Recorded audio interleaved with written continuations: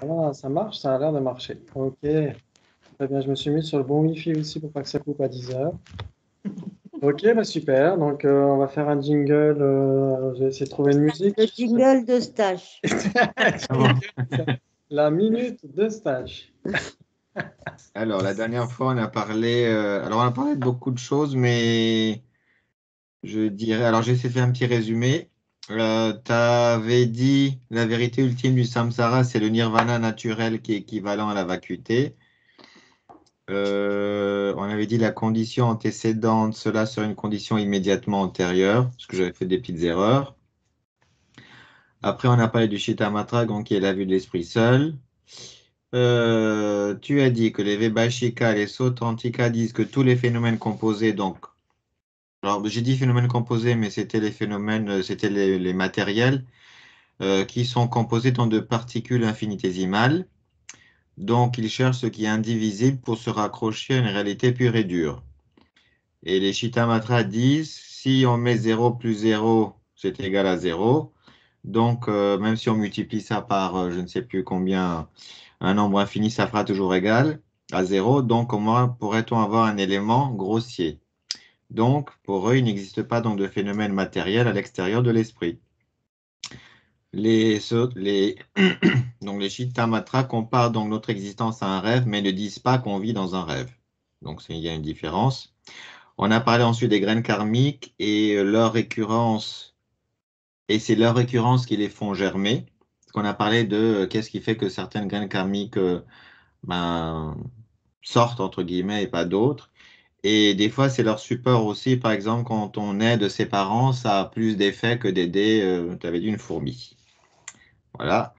Et pour les Shittamatra, donc l'esprit n'est pas illusoire et existe de façon donc pure et dure, alors que pour les Prasangika Madhyamika, cependant, rien n'existe de façon illusoire, non, de façon oui, illusoire, intrinsèque et inhérente. Après, tu as parlé des trois natures, donc la nature entièrement imaginaire, la nature dépendante et la nature parfaitement établie. Enfin, on a commencé tout du moins.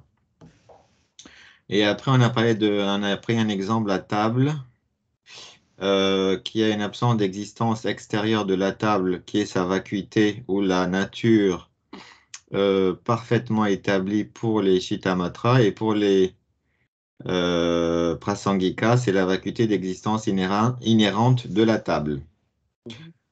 Après, tu as parlé du jus de fruits, de l'absence de sucre ajouté.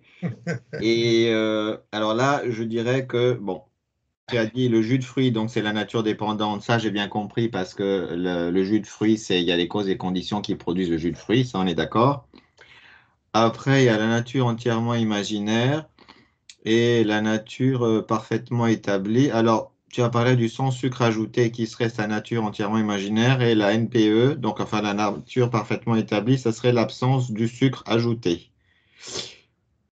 Voilà en gros ce que j'ai résumé, hein. Bravo, Ouais. c'est tout à fait ça, bravo. Bon, En ok. effet. Le sucre ajouté, ce serait la nature imaginaire, ouais, parce que c'est un jus de fruits sans sucre ajouté. Ouais. Donc, si on disait qu'il y avait du sucre ajouté dans le jus de fruits qui est sans sucre ajouté, donc ce sucre ajouté serait une nature imaginaire, ouais. Une nature même totalement inexistante, on pourrait dire. Et en effet, l'absence de sucre ajouté dans ce jus de fruits sans sucre ajouté, ce serait sa nature parfaitement établie, ouais. Voilà. Ouais, c'est génial, bravo. Donc vous avez fait des recherches sur le Chittamatra, vous avez essayé de voir des trucs, tout ça. On va essayer d'en reparler aujourd'hui avant d'entrer dans le vif du sujet, ouais. Oui.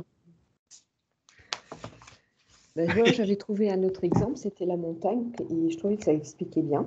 Quand on rêve d'une montagne, donc on était dans le domaine imaginaire, et puis après, on rêve qu'on fait un effort pour grimper la montagne. Et là, en fin de compte, le ressenti, c'est vraiment l'effort. Donc, c'est en dépendance d'un élément imaginaire qui est la montagne. Oui, Donc, ça permettait bien de faire le lien quoi, entre l'imaginaire et le dépendant. ok, très bien. Et Et l'effort serait la nature dépendante? alors, quelle était la nature? Non, c'était le caractère imaginaire, c'est la montagne. Ok, Parce qu'elle sort, c'est vraiment imaginé et elle n'existe pas en dehors de l'esprit. Par contre, les causes de l'effort produit lorsqu'on veut la monter, on les ressent vraiment dans notre corps. Oui. Et là, il y a un élément de dépendance. Ok. Enfin, ça, j'ai pas trop. Là, à ce moment-là, j'arrive bien à sentir le dépendant. Et après, je m'étais posé la question, mais quel est le caractère ultime? Oui. Et pour moi, il n'y en avait pas. Ouais. Ouais, donc peut-être que l'exemple est difficile à appliquer dans ce cas-là, mais on pourrait dire, si on prenait cet exemple du rêve de la montagne, on va dire, OK, on s'endort, sauf Rachel. C'est Rachel est ça. bien réveillée. Ok. On s'endort. OK, notre esprit s'endort. Ouais, notre esprit est une nature dépendante. Il est impermanent. Ouais. Il est né de cause de conditions, etc. Très bien. Donc on rêve d'une montagne, etc. Ok. Donc la montagne, en effet, elle n'existe pas dans... Comment dire? On peut dire que la montagne n'existe pas à l'extérieur de notre esprit. Elle n'existe pas... c'est juste une apparence, ouais, de la montagne. Ok. Très bien. Donc cette apparence, cette montagne onirique, elle est dans notre esprit, très bien. Et nous, dans le rêve, on a forcément l'impression qu'elle est là à l'extérieur, ouais. Et donc ça, c'est totalement hallucinatoire, ouais. C'est totalement hallucinatoire. Ok. Et donc, l'absence de montagne onirique à l'extérieur de l'esprit qui rêve, c'est sa nature parfaitement établie à cet esprit. Mm. Ouais. Donc cet esprit est totalement dénué d'une montagne qui serait à l'extérieur. Donc c'est un petit peu comme ça qu'on pourrait voir les choses. Ok, donc en fait, cette montagne onirique montre un aspect illusoire qui donne une apparence d'exister à l'extérieur. Ouais. Mais la nature parfaitement établie, ça serait pas une sorte de... C'est ce qu'on appelle la réalité ultime. Oui, Mm. oui, oui, c'est ça. Donc voilà, donc en fait, oui, voilà. Donc comme ça, on peut dire... Parce que là, c'est vrai que la montagne, c'est compliqué, moi, je trouve. Ouais. Même moi, j'ai du mal à... On Que- rentre des... C'est comme les poupées russes, là, ça devient... Oh là, déjà, c'est compliqué. Pour moi, c'est très compliqué ton exemple, là. Comme dans Inception, le film avec DiCaprio. Oui, Rosemary? Quelle différence ils font entre le rêve et ce qui, ce que nous on appelle la vérité conventionnelle en fait. Pour eux, c'est quoi la différence entre les deux? Ouais, entre notre réalité en dehors du rêve et le rêve, il y a la différence Ouais. entre les deux, ouais. Donc ils vont dire qu'en effet, le rêve, c'est une hallucination mentale. Là, on est d'accord, hein. Ça veut dire que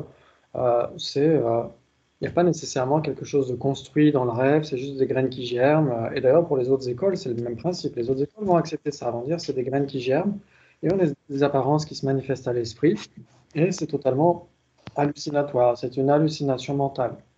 Ok.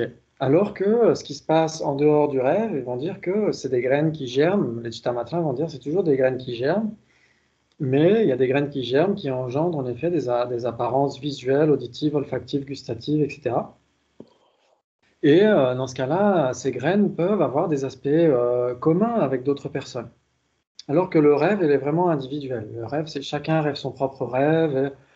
Et à part comment dire, une coïncidence avec un grand C, où parfois les gens peuvent avoir l'impression d'avoir rêvé de la même chose, l'immense majorité des rêves sont vraiment individuels. Alors que ce qui se passe à l'état vigile, il y a quand même des fruits karmiques communs pour les Chitamatrins. Ouais. Mais alors, j'en reviens à mon dîner, là où j'invite un Chitamatrin. Je lui propose une chaise conventionnelle. Mais comment lui, il vit ça? Comme une chaise conventionnelle. Donc, ils perçoivent les trucs en fait comme nous. Alors en effet, bon, il y a des graines communes qui font que, en effet, si on est en face d'un Chitamatrin, il est à table avec nous, il voit la même table que nous. Ouais, mais sauf que lui, il aura une perception différente parce qu'il est de l'autre côté de la table.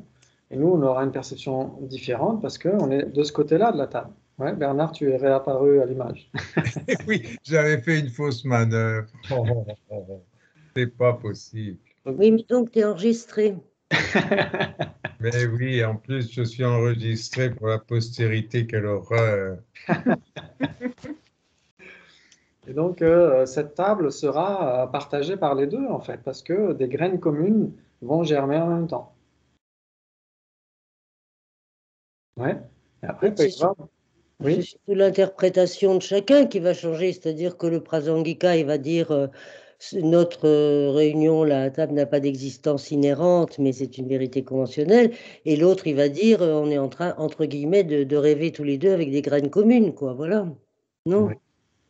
Ils vont dire ça, les Mais Chitamatrins. peu importe, enfin, le perçu sera le même, c'est l'interprétation du perçu qui diffère.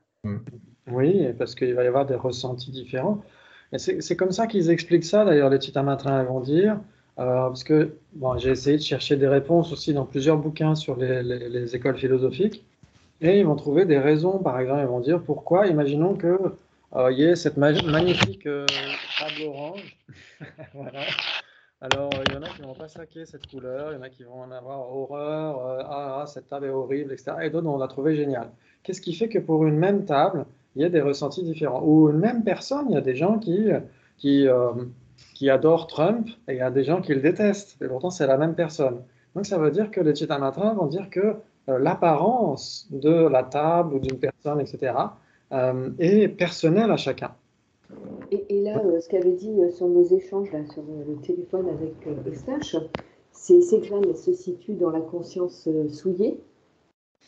Alors, en fait, non, elle se trouve, ça dépend de quelle école on parle. Si on parle des Chitamatrins qui suivent les Écritures, par exemple, ceux qui suivent à Sangha, etc., eux, ils acceptent 8 types de conscience. C'est les seuls types de Chitamatrins, ou à la rigueur, les Chitamatrins qui acceptent l'aspect vrai, ce sont les seuls qui acceptent 8 consciences. Toutes les autres écoles philosophiques bouddhistes, normalement, tel que c'est interprété chez les Gelugpa, toutes les autres écoles philosophiques bouddhistes réfutent ces 8 consciences. Oui, il y a un micro qui fait un écho, c'est bizarre. Ouais, il y a un micro qui fait un gratouillis. Et donc, pour les Chitamatrins qui suivent le raisonnement à la suite d'Acharya Dharmakirti, etc., ils disent que les graines sont déposées dans la conscience mentale. Ouais. Ok, donc ceux qui acceptent la conscience base de tout, pour eux, ça va être l'illustration de la personne. Si on cherche ce qu'est la personne, ils vont trouver la personne dans ces agrégats, ils vont la trouver dans la conscience base de tout, l'alaya vijnana. Ouais. Très bien. Donc ça, c'est vraiment spécifique aux Chitamatrins qui suivent les Écritures. C'est pas la même chose que l'alaya des Sakyapa ou des Dzogchen. C'est pas du tout la même chose. Hein. Il faut pas mélanger tout ça. On reste vraiment là dans le contexte Chitamatrin, avec une conscience qui est neutre et qui est non souillée. Justement, il l'appelle comme ça. Il l'appelle non souillée. Elle n'est pas souillée et elle est neutre. Elle a pour objet d'observation les facultés, les objets des facultés à la rigueur, mais elle est inattentive, elle ne discrimine pas tous ces objets. En fait, ça leur sert à eux tout simplement à expliquer cette conscience comme étant l'entrepôt de toutes les graines. C'est un silo, un silo à grains. Et donc pour eux, ils l'expliquent comme ça. C'est surtout ça son utilité première. Et ils vont dire qu'elle est uniquement associée à 5 facteurs mentaux. Les 5 facteurs mentaux omniprésents. Ouais, le contact, la sensation, l'identification, l'application mentale et l'intention. Il n'y a que ces 5 facteurs mentaux qui sont associés à cette conscience neutre, en fait, et qui va demeurer jusqu'à ce qu'on obtienne l'éveil. Quand on obtient l'éveil, elle va se transformer en conscience égale au miroir, normalement. Ok.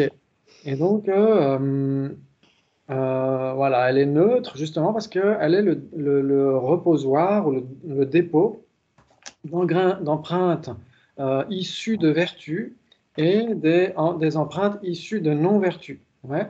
C'est-à-dire que, tout simplement, en fait, cette conscience, elle accompagne autant une personne qui est dans les sphères extrêmement élevées, de la forme et du sans-forme, ou ça accompagne aussi une personne qui a totalement dévaster ses graines de vertu grâce à la haine, grâce à des actes extrêmement noirs, etc., et qui renaîtra dans les mondes inférieurs, etc. Donc cette conscience est toujours là. Donc, ça veut dire que puisqu'elle accompagne les individus dans le haut du panier et dans le fond des enfers, cette conscience est neutre. Ouais. D'ailleurs, sa sainteté dit que les graines aussi sont neutres par nature. C'est-à-dire qu'elles peuvent être déposées par des empreintes, des actes vertueux, des émotions vertueuses ou des émotions non vertueuses, mais l'entité même des graines est neutre. Ouais. Ok. Et donc, il y a plusieurs types de graines, comme on l'a dit, des graines, ce sont des prédispositions d'un certain point de vue, ces graines-là, et des latences, en fait, hein, et elles peuvent générer différents trucs. Elles peuvent faire germer des concepts dans la conscience mentale. C'est pour ça qu'il y a la possibilité d'inventer des nouveaux trucs. Ouais. Et ben, comme pour les autres écoles, ils disent qu'un concept qui germe dans la conscience mentale, ce concept naît nécessairement de causes et de conditions. Et donc, parmi les causes et conditions, il y a justement des graines, des empreintes, etc. Ouais, ça vous parle? Ok. Moi, il y a un truc qui me gêne, entre autres. Un seul? Oui, pas qu'un, hein, mais celui-là, il me gêne.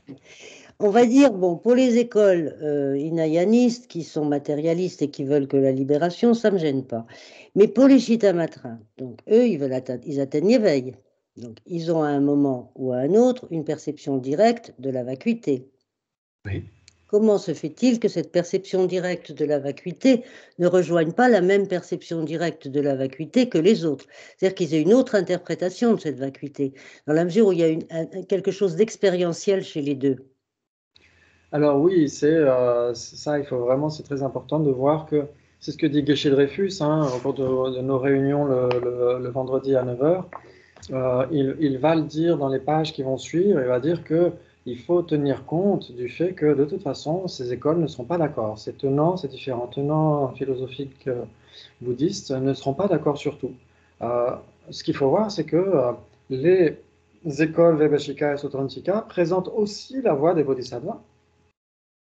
On présente aussi ça. Et les Chittamatra présentent aussi les voies des pratiquants du véhicule fondamental. Donc chaque école présente les voies des autres, en fait. En fait, pourquoi? Parce qu'une école philosophique, c'est une vue, ouais, c'est un GPS. C'est une Oui, mais Et donc, cette vue chittamatrine et la vue prasangika sur la notion de vacuité, elle n'est pas du tout la même. Ah oui, tout à fait. Bon. Or, que ce soit chez les chittamatrins ou que ce soit chez les prasangika, il y a des mecs qui ont fait l'expérience de la vacuité. Oui. Alors, et pourquoi ils font pas la même alors? Ça, c'est quand même bizarre. On n'en sait rien. Parce On que, n'en en sait fait, rien. Sinon, il y en a un des deux qui ne maintiendrait pas la thèse. oui. Il faisait deux expériences différentes. Ça voudrait dire qu'il y a deux sortes de réalité absolue ou ultime, ce qui paraît quand même bizarre. Et s'ils font la même expérience, il y en a un des deux qui serait obligé de dire je me suis gouré. Alors peut-être pas, peut-être pas. Ça dépend comment on voit les choses. Ce qu'il faut voir là, c'est que on a deux GPS différents. Il y en a un qui est mis à jour et il y en a un qui date des années 90. Et donc ces deux GPS promettent d'aller à Paris, par exemple. Si on va de Toulouse à Paris, les deux promettent d'aller à Paris depuis Toulouse, ouais. Ok, très bien. Sauf que il y en a vraiment un qui y mènera, parce que c'est celui qui est mis à jour. Celui Oui. qui est pas mis à jour, bah, il peut y avoir une route qui s'arrête à un rond-point, le rond-point tourne et hop, ça revient. Il y a des trucs comme ça. Oui, oui, on a vécu tout ça. Oui, exactement. Ou un pont qui est coupé en plein milieu, enfin, des trucs comme ça. Donc, le GPS des années 90, lui, il promet d'arriver à Paris. Mais est-ce qu'il y arrive? Il est persuadé qu'il va y arriver. Mais est-ce qu'il y arrive? D'accord, mais est-ce que, alors ça voudrait dire que chez les chittamatrins, personne n'a atteint l'éveil.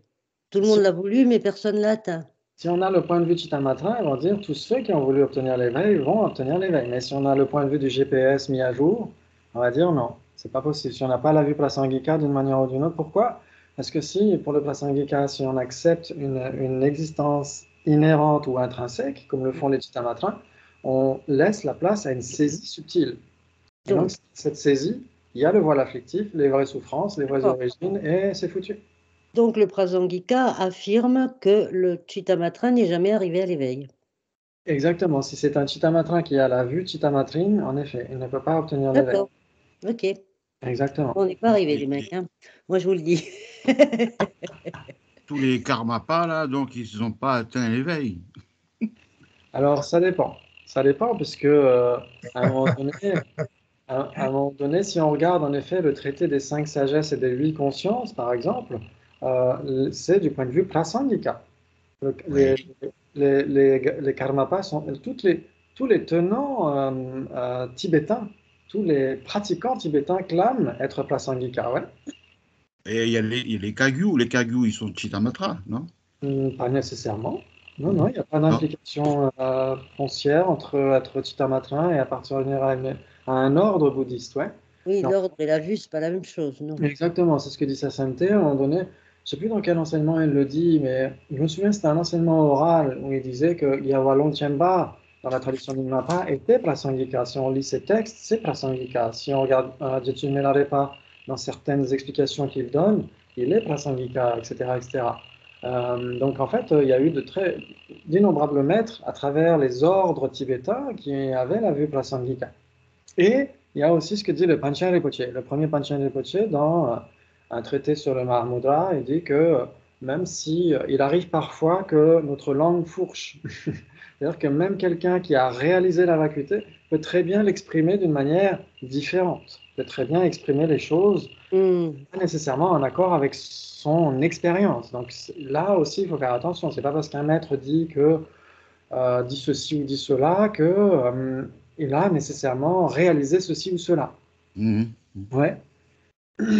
Donc c'est vrai que du point de vue prasangika, si on a le point de vue prasangika, n'importe quelle autre école peut être à la rigueur quelque chose qui va amener vers cette vue-là, amener vers le seuil de l'éveil ou vers des marches qui mènent à cet éveil, mais ne pourront pas ultimement engendrer l'éveil directement. Ça paraît logique qu'ils disent ça, en tout cas. Parce que si on regarde ce que disent les Chittamatrins, ils disent que les natures parfaitement imaginaires et en tant que généralité, la nature parfaitement imaginaire, il y a des existants dedans, ouais. Il y a des existants, ça veut dire des permanents, ouais.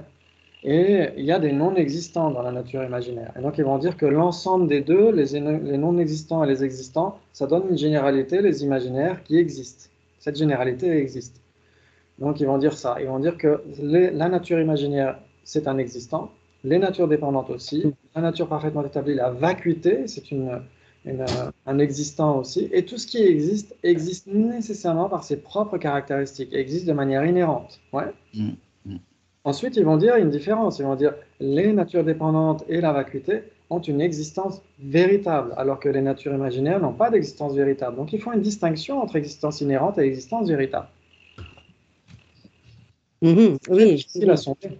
Très difficile à sonder ces niveaux ontologiques par rapport à la réalité, etc. Très difficile. Il y a de quoi s'y perdre. Ouais.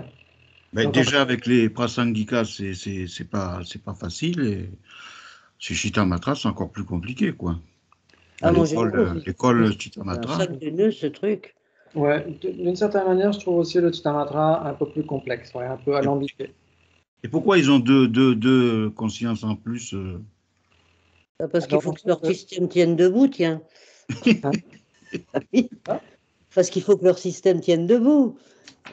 Oui, ou alors c'est parce que en fait, il n'y a jamais eu de consensus par rapport au nombre de consciences. Il y en a qui vont dire il n'y a qu'une seule conscience. Il y en a qui vont dire il y a 6 consciences. D'autres vont dire 7, 8, 9, etc. etc. Ouais. En fait, c'est parce qu'ils ne sont pas tous d'accord là-dessus. L'immense majorité vont accepter plutôt 6 consciences. 6 consciences, oui. 5 consciences sensorielles, une conscience mentale. Ça leur suffit, hein. Ils n'ont pas besoin de plus.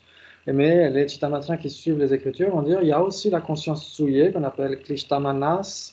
La conscience souillée, c'est l'ego en fait. L'ego, oui. Ouais, une conscience souillée qui a pour objet d'observation la conscience base de tout, la Laya Vijnana, et qui saisit cette conscience base de tout comme étant un soi autosuffisant et substantiel, comme étant l'ego en fait. Ouais. Oui. Je veux, avant de voir les deux consciences, là, les deux aspects, je voulais revenir sur la nature entièrement imaginaire. Moi, j'ai cru comprendre que dans la nature donc entièrement imaginaire, on va dire c'est la façon dont l'ignorance saisit les choses.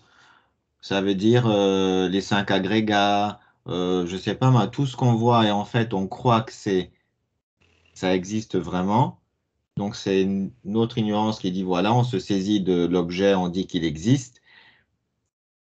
Mais j'avais pas compris en fait que du coup ça veut dire qu'il pense vraiment que ça existe.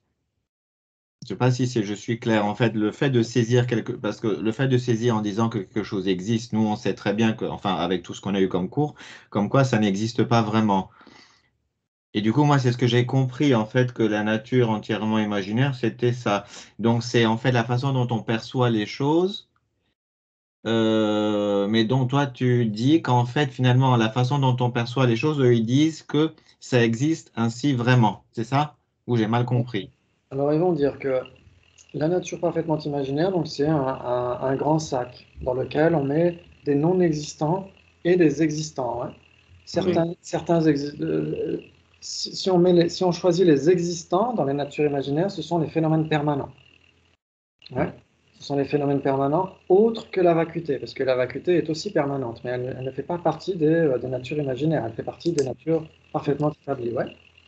Donc les natures parfaitement imaginaires ou imputées, on va dire, les natures imputées, comprennent les non-existants, par exemple l'existence extérieure des phénomènes, le soi autosuffisant insubstantiel, etc. Ça n'a jamais existé. Ouais. Donc c'est une nature. Pourquoi est-ce qu'on l'appelle, on met ces non-existants comme l'existence extérieure ou le soi de la personne, etc., dans les natures imputées? Parce qu'un non-existant, c'est une simple imputation. Mhm. Ouais, comme une corne de lapin. Si on a corne de lapin à l'esprit, c'est une simple imputation. Ça veut dire qu'en dehors du concept, il n'y a rien dans la réalité. Ouais. Donc c'est pourquoi le soi autosuffisant substantiel, le soi des phénomènes, etc., c'est inclus dans les natures imputées, parce que c'est une simple imputation, ce non-existant. Ouais. Très bien. Donc ça, c'est les non-existants. Ensuite, les existants, les phénomènes permanents, eux aussi, ils dépendent d'un concept. Ça veut dire que, vous vous souvenez, on avait fait cette distinction entre l'espace qui est dans la tasse et l'espace qui est occupé par la tasse. Qu'est-ce qui fait la différence? Notre concept. Ouais, c'est en dépendance de notre concept qu'on désigne l'espace dans la tasse qui est plus petit ou l'espace occupé par la tasse qui est plus grand. Ouais. Donc ça veut dire que les phénomènes permanents dépendent des imputations conceptuelles. C'est pourquoi ils sont inclus dans les natures imputées ou les natures imaginaires. Ouais. C'est peut-être plus dangereux de dire nature imaginaire d'ailleurs, parce que ça semble vouloir dire qu'on parle que des non-existants, etc. Oui. Donc c'est mieux de parler de nature imputée, ouais, parler kalpita en sanskrit. Les natures totalement imaginées, totalement imputées, pardon. Ouais. Ça vous parle? Mhm. Ok, et donc ces natures imaginaires, ces natures imputées, doivent exister par leurs propres caractéristiques quand on parle de la nature imputée dans son ensemble. Sinon, on parlerait que des natures imputées qui sont des phénomènes permanents. Pour ces tenants-là, ça doit exister de manière inhérente. Ça veut dire que si on cherche l'espace dans sa base d'imputation, on doit le trouver. Si on le Ça, trouve c'est pour pas, les phénomènes existants. Les phénomènes permanents, tu veux dire. ouais, les permanents. D'accord. Les permanents sont des natures imputées, mais doivent exister de manière inhérente. Si on les cherche vraiment, on doit pouvoir les trouver dans la machine à rayon X ultime. Ils trouvent l'espace quelque part.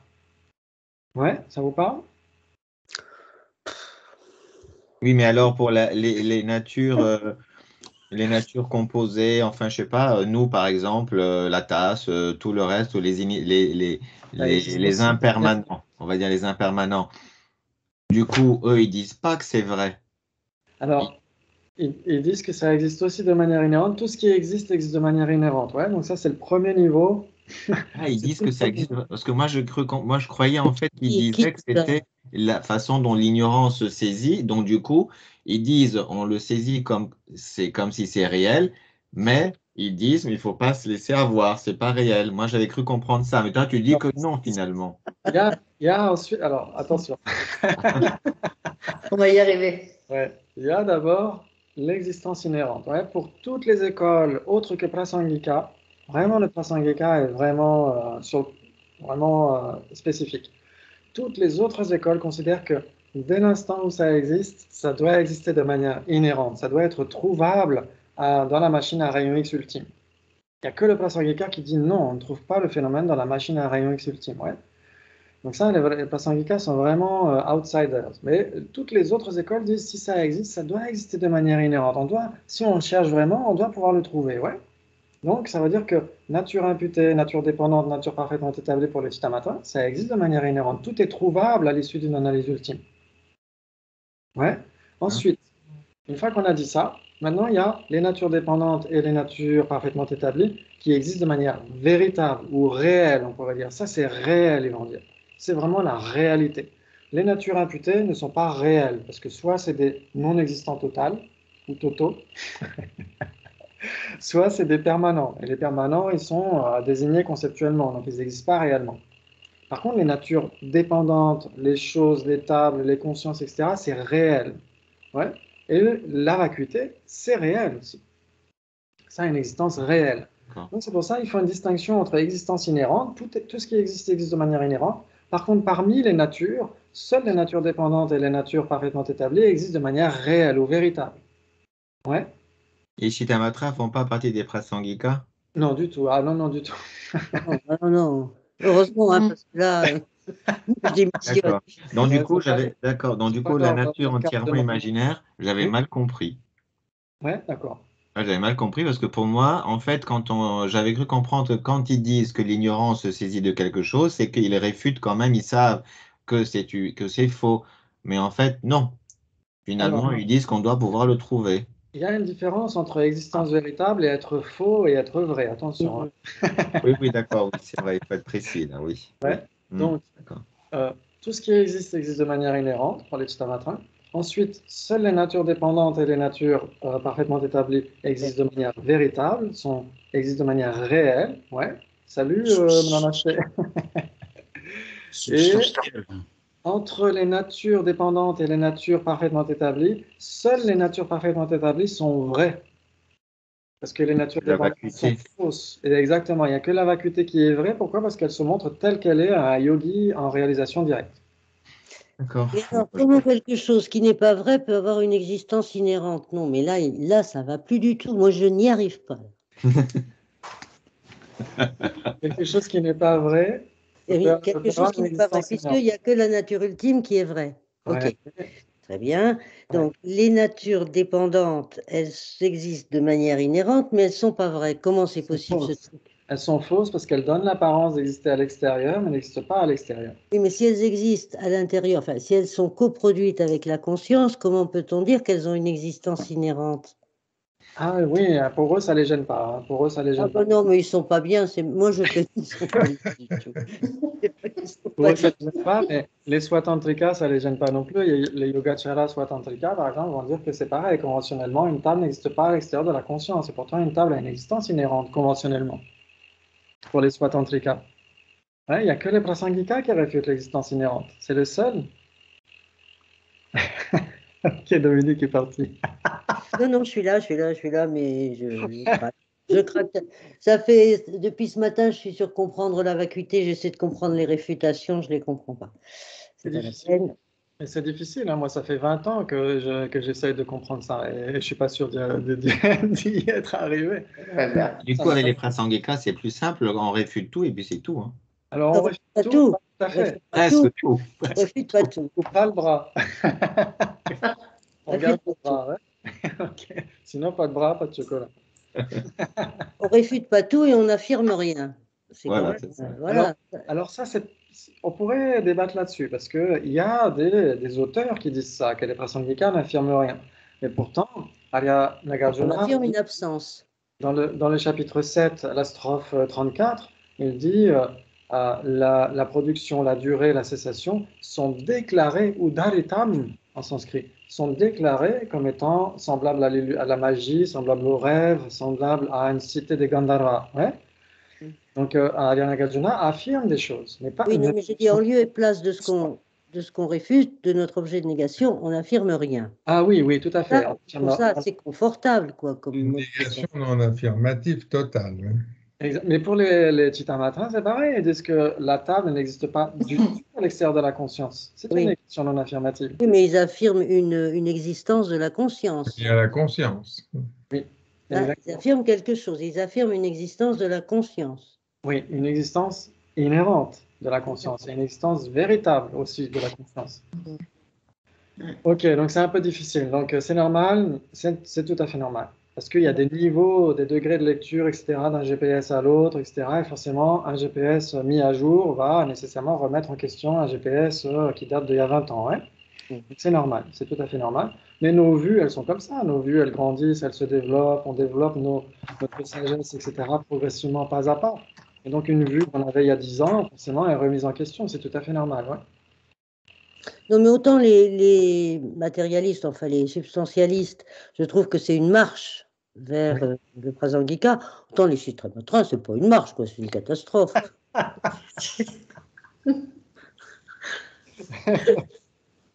Autant, moi, j'aimais bien dans les Chittamatra. Après, bon, là, vu ce qu'on a vu, il faut que je réfléchisse encore. De toute façon, Ah oui, bah, mais moi, j'aimais bien les histoires des 8 consciences.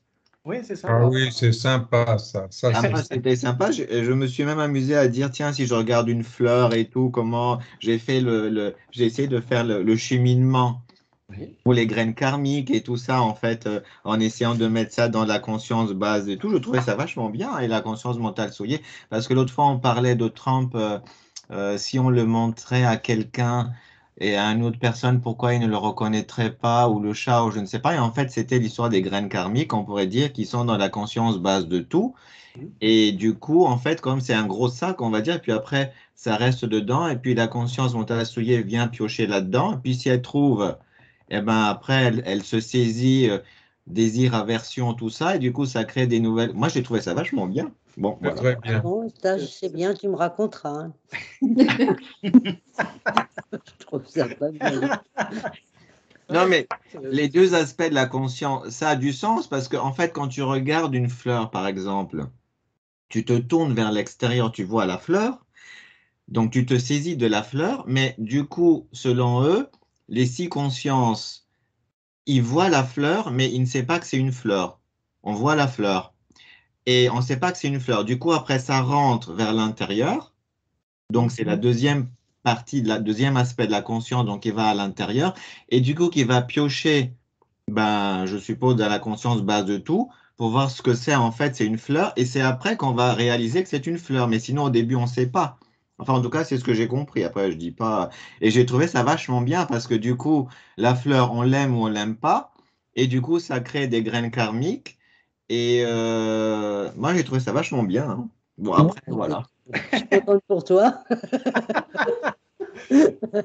Alors, ce qu'on pourrait dire en effet, c'est qu'on pourrait rajouter que pour eux, en fait, la base de tout, elle sert dès le départ. Dès qu'il y a une apparence de fleur, c'est une graine qui germe, pas la graine de la fleur, hein, mais c'est une graine à l'intérieur de notre conscience qui germe et qui donne cette apparence de fleur, oui.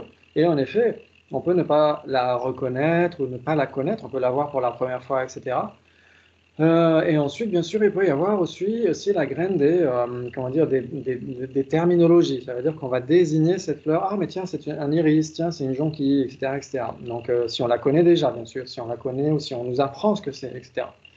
Donc, c'est toujours grâce à la conscience base de tout pour les Chittamatrins qui l'acceptent, bien sûr. Ceux qui ne l'acceptent pas, ils vont dire c'est juste les graines de la conscience mentale. Oui, Oui, parce que la mais sixième conscience et la conscience mentale, on peut mettre dedans tout. Oui. On peut mettre les inférences, tout ce qu'on veut, en fait, finalement, et après, on pioche. Non, mais c'est vachement bien, moi, je trouve. Hein.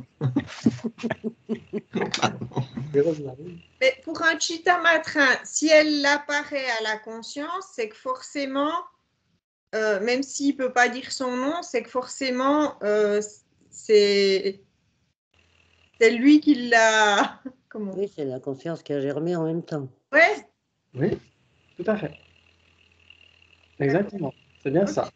Ouais, donc on se retrouve finalement. C'est simultané, là. Ouais, c'est simultané. Ah là là, il n'y a pas que les Gaulois qui sont fous. Hein. C'est les Romains, c'est pas les Gaulois.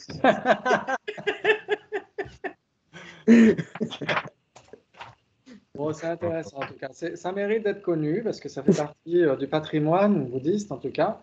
Et c'est vrai que si on regarde Au cœur de l'éveil, une discussion magnifique entre le maître Chan Sheng-yen, qui est décédé maintenant, et sa sainteté Dalai Lama, ils ont des discussions entre le Dzogchen et le Chan, c'est très très intéressant. Et le vénérable maître Sheng-yen explique justement d'où vient cette tradition sino-japonaise. Et il y a des accointances assez fortes avec le Chitamatra, on pourrait dire. Donc c'est intéressant. Voilà, ça a le mérite d'exister. Il y a eu des grands maîtres hein, comme Dharmakirti Sialingpa, Suvarnadvipi, qui était Chitamatra et qui avait développé Bodhicitta, qui était l'un des maîtres principaux de Joe Atisha. Et donc Joe Atisha a révéré ce maître parce qu'il lui a fait développer Bodhicitta, même si la vue d'Atisha était supérieure, était prasangika, à celle de Dharmakirti, qui lui était Chitamatra. Ça, c'est pas très grave. Pas très grave. Bon, ça a le mérite d'exister. Ok. Très bien. Est-ce que vous voulez qu'on voit un petit peu ce que dit la suite du texte ou Voilà. on zappe le Chitamatra et on passe à la page 248? Je rigole. On peut continuer sans problème. On essaie de voir? Oui, oui. Ok. Très bien. Alors, voyons voir. On avait été où alors? On avait été au c'est nature imputée, nature dépendante, nature parfaitement établie, ouais, où ça s'était mentionné ça. Ok. Et donc on va aller à la stance 16A, si vous l'avez sous les yeux, ouais. Ok, parfait, parce que j'ai pas la même page que vous. 69. 69 pour vous, 75 pour moi. Ouais, on n'a pas le même GPS. Hein. Donc Madhyamaka. Donc M c'est Madhyamaka, ou un Madhyamika, en l'occurrence c'est Shantideva ici. Et si pour vous l'illusion même n'existe pas, qu'est-ce qui est perçu? Ok. Ok, l'illusion n'existe pas dans le sens, elle n'existe pas à l'extérieur de la conscience, etc. Ok, donc les Chitamata vont répondre. Les objets existent d'une autre façon que la réalité grossière. Ce sont des images qui ne sont autres que l'esprit. Hein?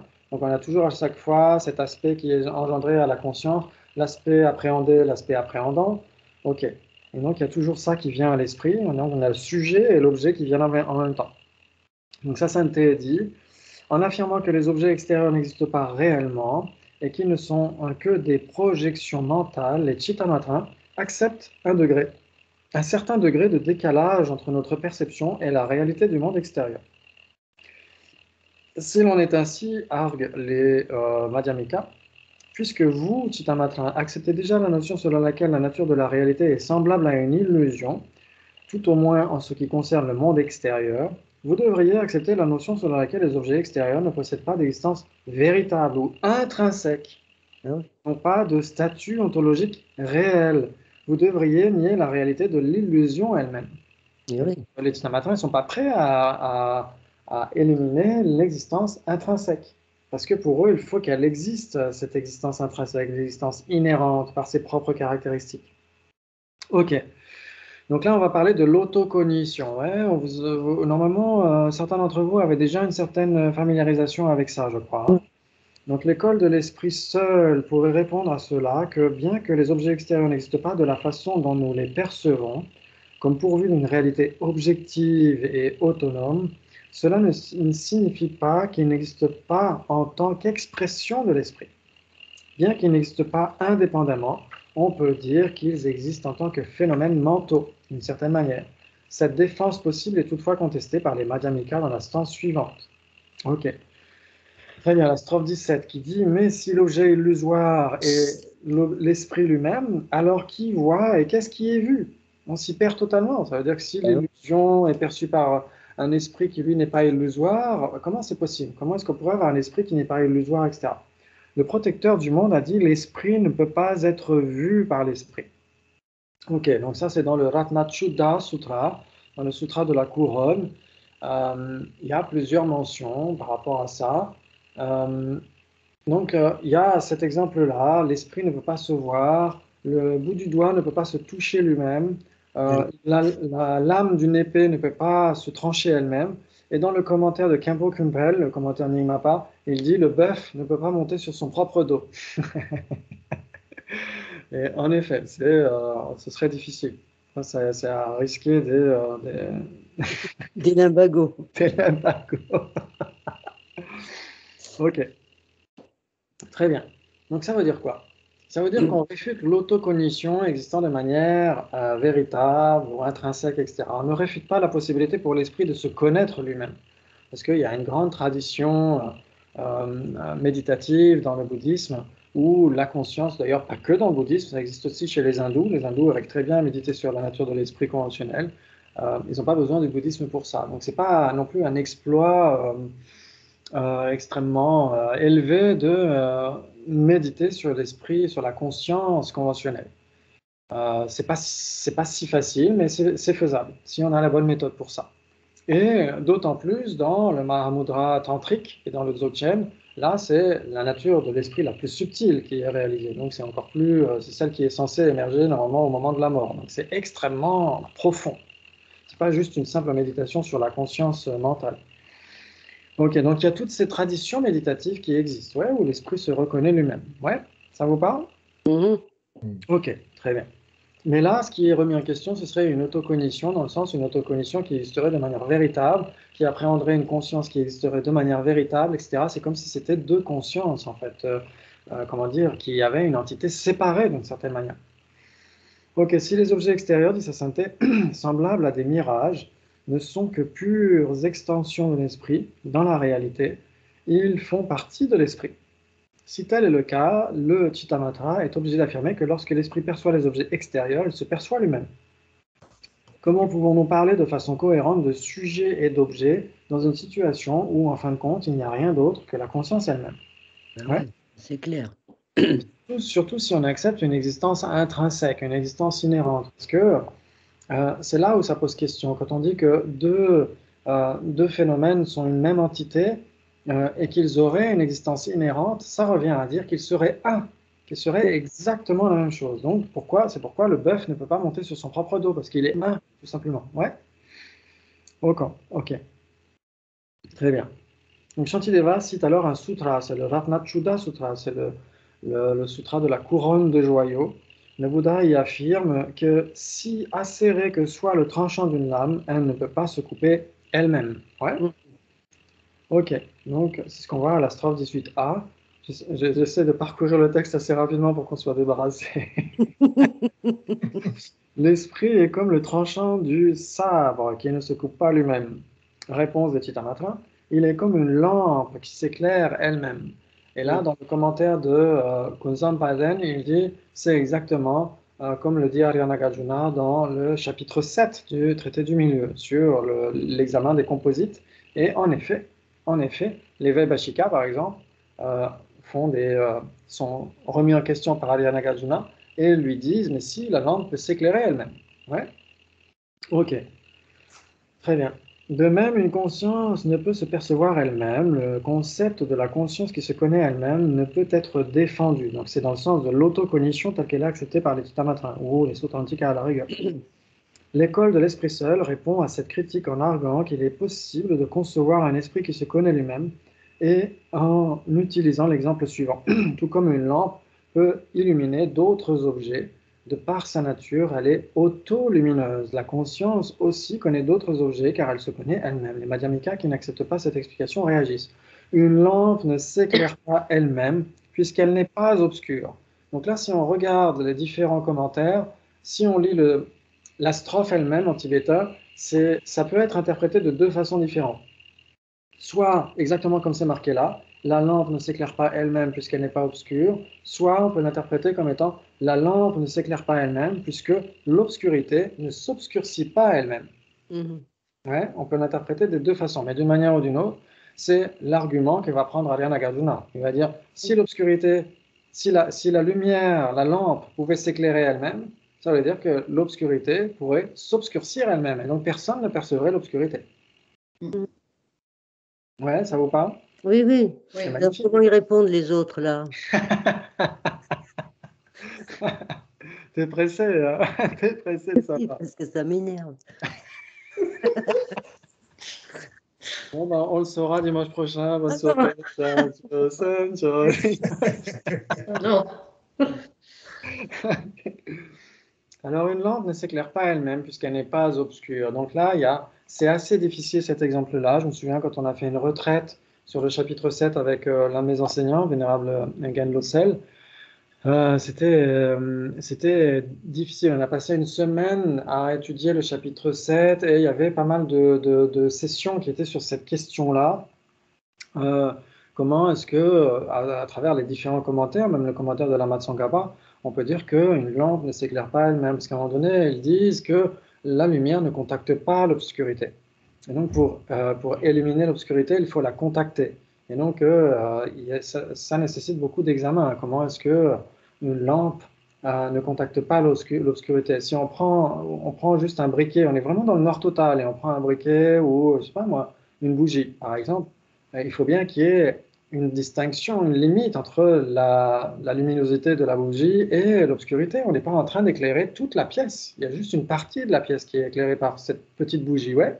Donc, ça veut dire que là, il y a l'obscurité et là, il y a la lumière. Et entre les deux, est-ce que l'obscurité est touchée par la lumière ou pas? Est-ce qu'il y a un contact entre l'obscurité et la lumière ou pas? S'il y a un contact, c'est difficile à dire. Comment est-ce qu'au même endroit, il pourrait y avoir lumière et obscurité? Et s'il n'y a pas de contact, comment est-ce que la lumière peut éloigner l'obscurité? Ok, donc ça fait, on a passé une retraite magnifique grâce à ça. Non, franchement, Avec c'est super. beaucoup de Prozac, mais Bon courage. on peut passer une retraite sous Prozac. Chez Lossel est très fort en débat, et donc on avait dans la bibliothèque le soir à Saint-Côme, on avait des débats qui duraient, enfin, c'était une expérience incroyable. Ok, donc c'était ma période nostalgie. La minute nostalgie. Ok. Très bien. Donc, l'école de l'esprit seul fait alors appel à une autre analogie. 19 CED. Le bleu du saphir, c'est pas le lapis lazuli, c'est le saphir. Veidurya en sanskrit, ça traduit, ça peut être traduit par aigle marine ou par saphir. Il y a beaucoup de textes qui parlent de lapis lazuli ou même des pratiques au Bouddha de médecine qui parlaient de lumière lapis lazuli, mais en fait c'est totalement faux. C'est lumière de saphir parce que le saphir est translucide alors que le lapis lazuli est opaque. Ouais. Donc ça n'a rien à voir. Ok, donc c'est le bleu du saphir. Pour être bleu, ne dépend pas d'un autre bleu, à la différence du cristal qui devient bleu sur un tissu bleu. Ainsi, certaines perceptions sont indépendantes, d'autres dépendantes. Ok, donc qu'est-ce que ça vous inspire? Je vous laisse réfléchir, il faut que j'aille renverser une punaise qui est sur le dos. Ah oui. Oui. Cette punaise n'existe que dans ta conscience. Mais c'est une illusion. Voilà, désolé. Elle faisait le dos crawlé, ça me gênait. Ok. Ouais. Donc, qu'est-ce que ça veut dire? Ça veut dire que, ok. Donc, la conscience qui s'auto-illumine, c'est quoi? C'est l'autocognition, bien sûr. Hein. Ça veut dire que quand on perçoit une table orange, on a la conscience visuelle, bien sûr, tournée vers la conscience. Et il y a une partie de cette conscience visuelle qui s'observe qui se la raconte, en fait. qui est en train de s'observer, en train d'observer quelque chose. Ouais? Oui. Ok, et c'est non dualiste. C'est non dualiste et non erroné. C'est une autocognition, c'est non dualiste, ouais. Elle est autant non dualiste qu'une réalisation directe de la vacuité. Il n'y a pas d'apparence dualiste. Ok. Et donc elle s'illumine elle-même, elle s'auto-illumine elle-même. Et pour eux, c'est vraiment ça la source de la réalité. C'est ça qui fait que si l'esprit se connaît lui-même, on peut l'établir comme existant en soi parce que il se connaît lui-même. C'est un peu leur argument, ouais. Ça vous parle? Ok, génial. Donc les Madhyamika disent rien n'existe par ses propres caractéristiques et donc la conscience ne peut pas s'auto-illuminer de manière intrinsèque, absolue, etc., etc. Ok, donc les Chittamatrins vont choisir deux exemples. Ils vont dire si par exemple vous mettez un cristal très, très pur sur un morceau de tissu bleu, le cristal va devenir bleu, vous êtes d'accord? Ouais. Oui. Vous mettez à côté un saphir.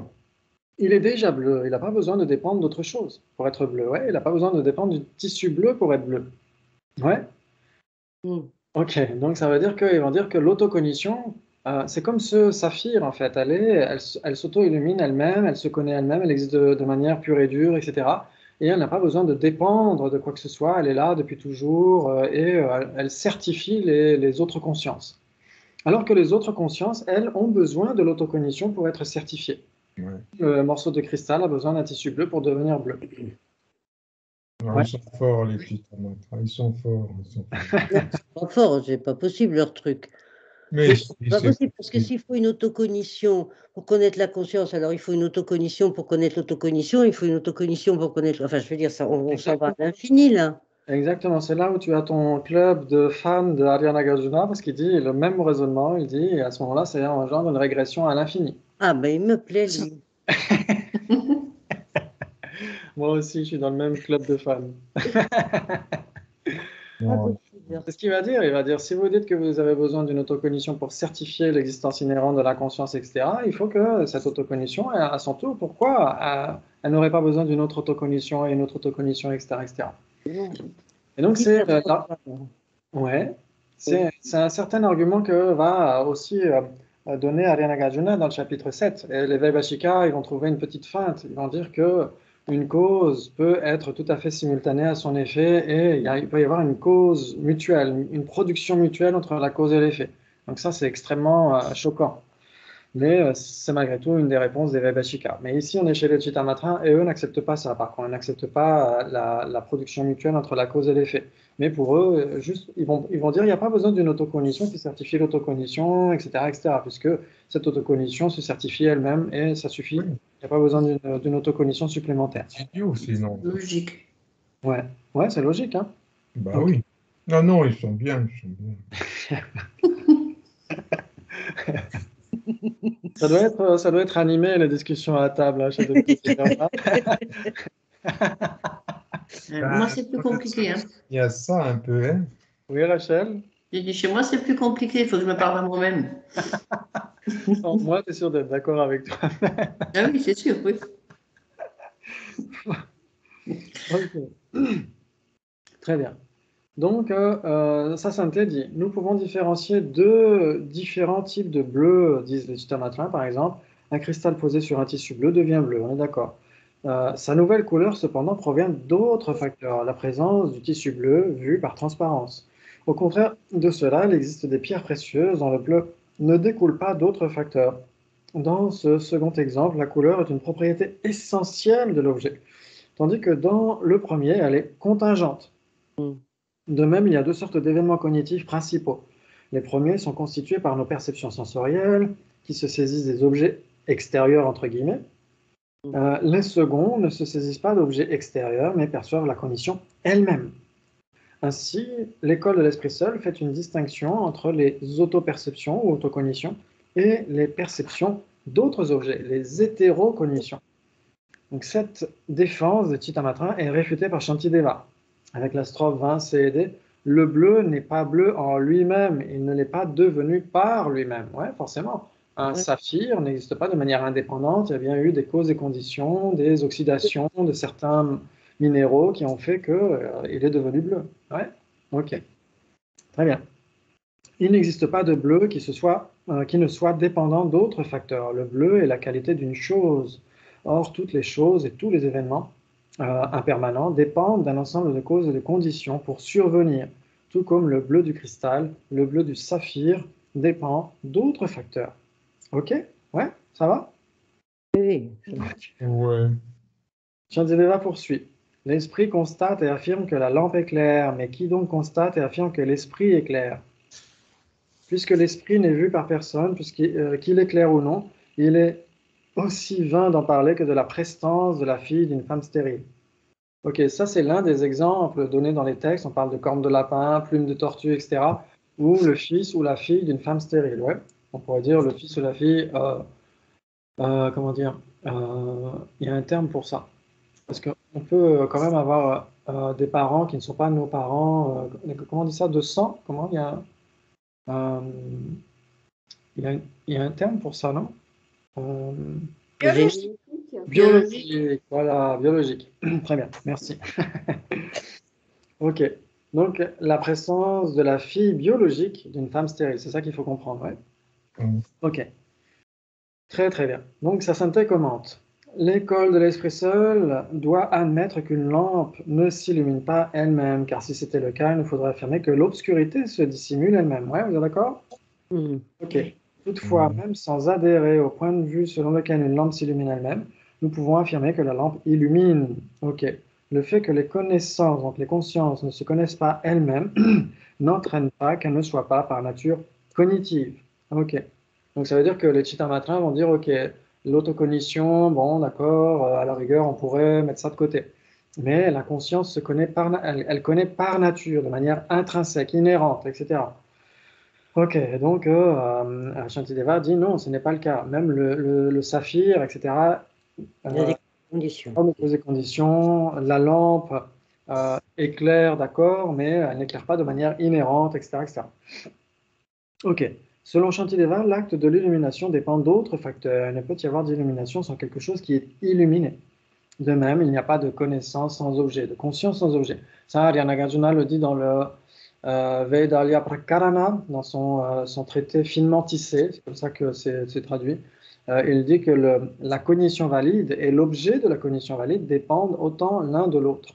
Donc il dit, ça c'est très important, la cognition valide et le prameya, l'objet de conscience, l'objet de compréhension, sont mutuellement dépendants. Il n'y en a pas un qui existerait de manière inhérente et l'autre pas, par exemple. Ouais, c'est pas possible.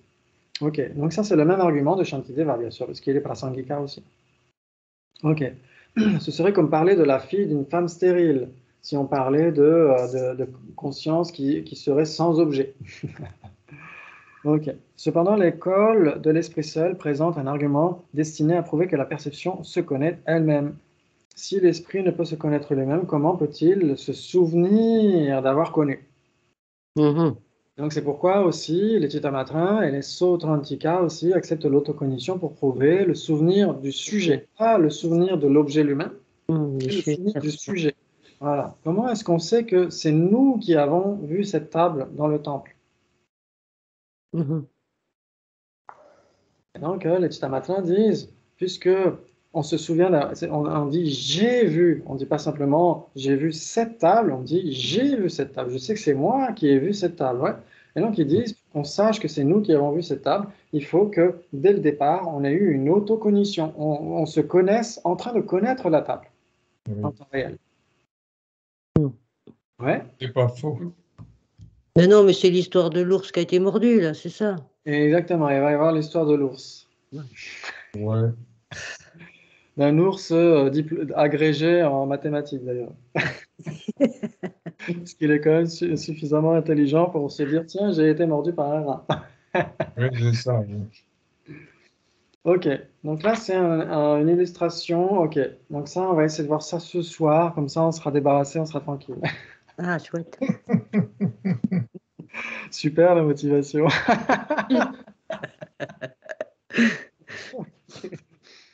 Très bien, donc ça te dit. En général, ce qui nous permet de déterminer qu'une chose ou un événement existe, c'est le fait de pouvoir l'établir par une cognition valide. Ouais. Ok. La réalité d'un phénomène dépend de la validité de la perception ou de la cognition. Ouais, vous êtes d'accord? On ne peut avoir une cognition valide que d'un existant. On ne peut pas avoir une cognition valide d'un non-existant. Vous êtes d'accord? Ok, très bien. Vous avez le droit de ne pas être d'accord. Très bien. Je vous encourage à ne pas être d'accord pour qu'on puisse débattre. Toutefois, la validité de la... Le non-existant, Oui. c'était quoi le non-existant? Parce qu'on est tous non-existants. Ah bon? Ah non. Non, non, là c'est sa santé. Ah oui, d'accord, ok, oui. De lapin. Oui. Si vous êtes non-existant, je peux aller me coucher. C'est ça. Ok, vous existez? C'est ce que dit sa sainteté, pincez-vous. Si vous décidez d'exister, pincez-vous. On en doute. Ok, très bien. Toutefois, la validité de la cognition dépend à son tour de de sa relation à la réalité. Il y a donc une relation de dépendance mutuelle entre le pramana, la cognition valide, et le prameya, l'objet de cognition valide, entre les cognitions et leurs objets. Sans objet, il ne peut y avoir de sujet. Il ne peut donc y avoir de cognition, de conscience de l'objet. Ouais. Pas de bras, pas de chocolat. Pas d'objet, pas de sujet. Pas de sujet, pas d'objet. Ouais. Ok. Ça, c'est très important pour les prasangika. Très bien. Cependant, l'école de l'esprit seul n'accepte pas cette dépendance mutuelle entre la conscience et son objet. Selon elle, Selon quoi? Selon l'esprit seul, l'école de l'esprit seul, ok. Un statut privilégié est accordé à la conscience, puisque c'est la source de la réalité pour eux. Il faut que la conscience existe de manière véritable et intrinsèque en plus. Ok. Ou au sujet, parce que c'est l'expérience subjective qui certifie la réalité de l'objet. Mais on a tous tendance à penser comme Achittamatra, on dit, voilà, comment est-ce qu'on sait qu'on n'est pas en train de rêver? Comment est-ce que je sais que je ne suis pas en train de vous rêver, par exemple? Que je ne suis pas déjà allé me coucher, que je suis en train de rêver des cours que je donne? Ce serait vraiment pathologique, je crois. Comment est-ce qu'on le sait? On essaie d'observer, est-ce que je suis à l'état vigile ou est-ce que je suis dans l'état onirique, etc. Et donc on essaie de revenir plutôt à la conscience elle-même. On essaie de faire ça pour essayer de savoir vraiment est-ce qu'on est dans la réalité ou pas. Donc on a tendance à avoir la vue du Chittamatra d'une certaine manière, peut-être pas tout le temps, peut-être pas en toute occasion, mais dans certains cas, ouais. Ok. Toutefois, là, ok, ça on l'a vu. Donc si toute cognition requérait une autre cognition pour être établie, la chaîne se prolongerait ainsi ad libitum. C'est exactement ce que disait Dominique à l'instar de Arya Nagarjuna. Donc il faudrait une régression à l'infini. Si on a besoin d'une conscience qui certifie une conscience, il faut qu'une autre conscience certifie cette conscience qui certifie la conscience, etc., etc. Et donc là, on n'en finit plus. Ok, par conséquent, objecte l'école de l'esprit seul, nous devons affirmer que la cognition se connaît elle-même. Donc ça veut dire que c'est non dualiste, c'est pas une autre conscience qui connaît cette conscience, c'est la conscience qui se connaît elle-même. Et là, c'est l'une des réponses qu'ils vont donner pour réfuter cette régression. Ok, il doit y avoir dans nos événements cognitifs une faculté d'autocognition permettant à nos cognitions de se percevoir elles-mêmes. Pour ces raisons, l'école de l'esprit seul affirme que la conscience se connaît elle-même. C'est Swasamviti en sanskrit ou Swasamvedana. Il y a deux façons de redonner le terme. Et en tibétain, c'est Rangrik. Rangrik. Ok. Mais c'est pas, comme on l'a dit, c'est pas Rangrik d'autres contextes où la conscience peut se réaliser elle-même, etc., de manière conventionnelle, dans le Mahamudra ou le Dzogchen. C'est pas la même chose. Il faut vraiment faire la distinction.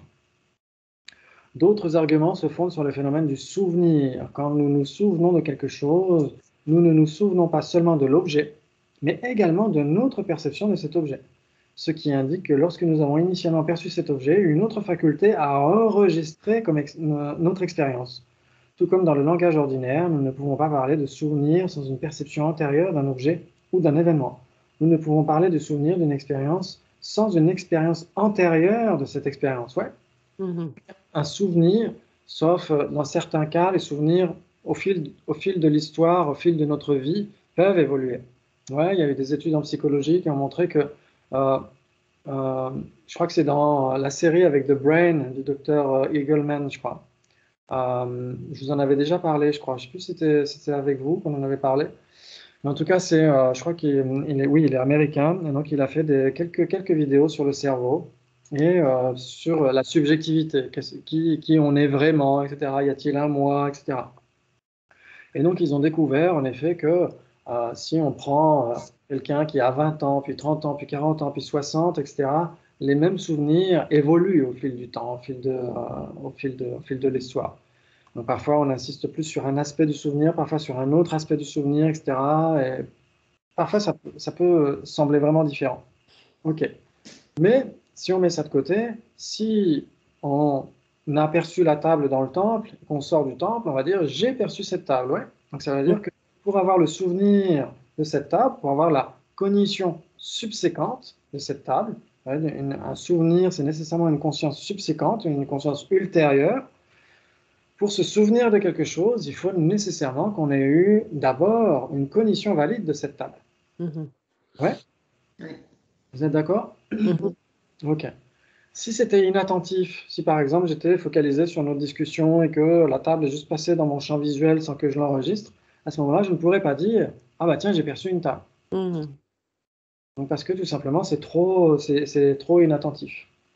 Mais si on s'en souvient, c'est qu'on a nécessairement eu une cognition valide. Et eux, ils disent, si on se souvient de la table, on se souvient nécessairement d'avoir été soi-même l'expérimentateur de cette table.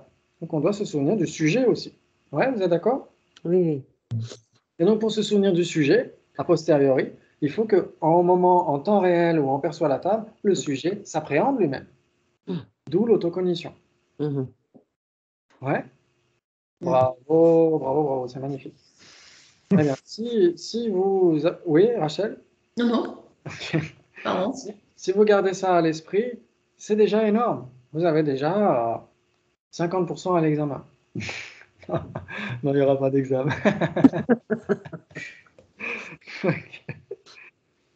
C'est dommage d'ailleurs. On devrait en faire un.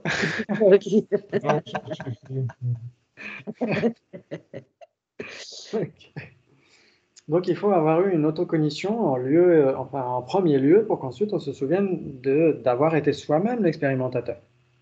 Ok. Nous ne pouvons parler du souvenir d'une expérience sans une perception antérieure de cette expérience. Il y avait donc une conscience capable de se percevoir elle-même au moment où nous avons initialement perçu l'objet. Shantideva donne une autre version du souvenir. La mémoire vient de l'association avec un objet extérieur, comme le poison du rat. Ok. Donc en fait, ça c'est plutôt l'histoire du nounours, c'est l'histoire plutôt des Madhyamika. Ils vont dire que on a un ours agrégé en philosophie qui s'endort à l'automne et qui va hiberner. Ouais. Et donc il y a un rat qui arrive, qui doit avoir la rage ou je sais pas ce qu'il a vraiment, ou le Covid. Et donc il mord l'ours. Donc l'ours se réveille et s'en rend compte, bien sûr, s'en rend compte de la morsure. Ok, donc il hiberne tranquillement, etc. Et quand les premiers coups de tonnerre du printemps arrivent, hop, il se réveille de son hibernation et il a la patte complètement enflée.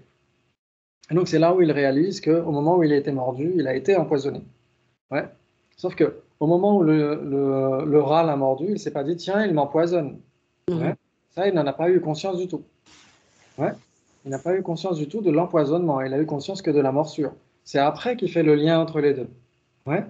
Donc les Madhyamika vont dire ça. Ils vont dire, quand on est dans le temple et qu'on perçoit la table, il y a bien sûr la possibilité de se souvenir ensuite d'avoir soi-même perçu la table, mais aussi de se souvenir de soi-même comme sujet de la table. Ouais. Et donc les Prasangika vont dire, puisqu'il n'y a pas d'objet sans sujet, si on se souvient de l'objet, on se souvient implicitement d'avoir été soi-même le sujet de cet objet, tout simplement. Ça vous parle? Ah bon, oui, ça oui. Magnifique, bravo, ça c'est très important. Très important, parce que cet exemple du rat est un peu tordu. Parce que pour que l'ours se dise, ok, j'ai été mordu par le rat, etc., il faut déjà qu'il soit agrégé. Mais, Ouais, un peu. mais les ours surdoués, pour rien avoir, pourquoi pas. Okay. Donc selon les Madhyamika, le sujet et l'objet ont un pouvoir égal, car ils sont dans un rapport de dépendance mutuelle, c'est-à-dire que chacun dépend de l'autre et en tire sa validité. Aucun statut privilégié n'est accordé à la conscience. Kunu Lama Rinpoche, c'était Kunu Lama Tenzin Gyatsen, qui était un très très grand maître, un grand bodhisattva, que Sassante révère comme l'un de ses maîtres très importants. On raconte qu'une fois Sassante l'a vu à Bodh Gaya, et Bodh Gaya, il n'y avait pas encore les routes goudronnées, etc., c'était de la poussière et tout. Et quand Sassante l'a vu sur la route à Bodh Gaya, il s'est aplati par terre, il a fait des prosternations dans la poussière, etc. Est-ce que ce maître était incroyable? C'est lui qui a donné la transmission orale à Sassante du texte de Shantideva. Et ensuite, Sassante nous l'a donné à nous, mais c'est venu de Kunu Lama. Et lui-même l'avait reçu d'un disciple de Patrul Rinpoche, etc., etc. Donc c'est vraiment très précieux cette transmission orale.